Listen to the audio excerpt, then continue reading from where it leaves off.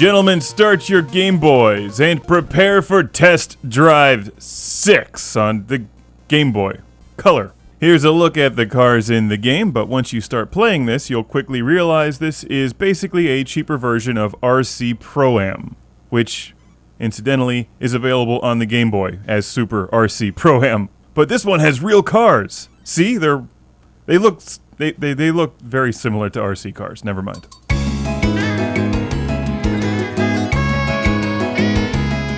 I wasn't happy with the quality of the audio recording from the Game Boy Advance SP. Sometimes it can be finicky and send more background noise than actual audio. But don't worry, you're not missing much. If you can only imagine what bad tire screeching sounds like, then there you go.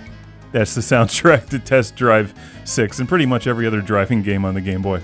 There's a variety of championships in the game, or a police car chase mode. And what's most amusing about this game is simply the title, Test Drive 6, because normally when you think of test drive games, you think of something that's not a reverse-engineered version of RC Pro-Am. But that's what we have here. And on the small Game Boy screen, it works quite well because it is basically RC Pro-Am.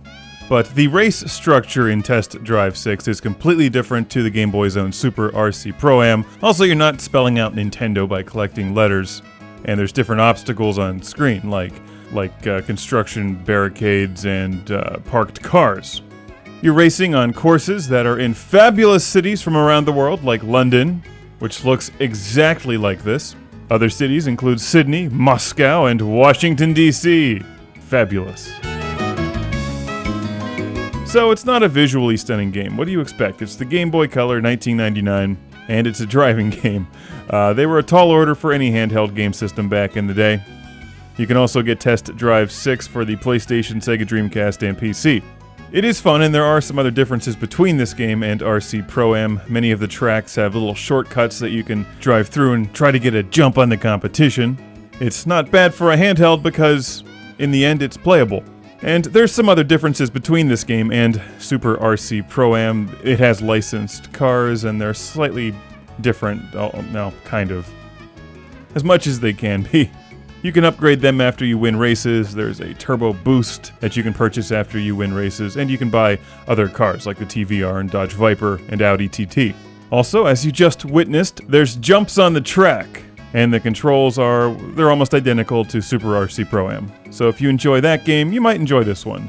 It's super duper cheap. I found my copy for a whopping $2.50. I bought it with Super RC Pro-Am, not expecting it to be quite as similar as it is. I can't say I'm disappointed though, it's actually been fun to play.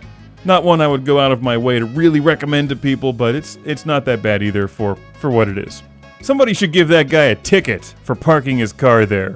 And here's the cop chase mode, which really wasn't all that exciting. You hit people and give them tickets. It's Test Drive 6, otherwise known as that other game that looks a lot like Super RC Pro-Am. But it has a Dodge Viper. And color.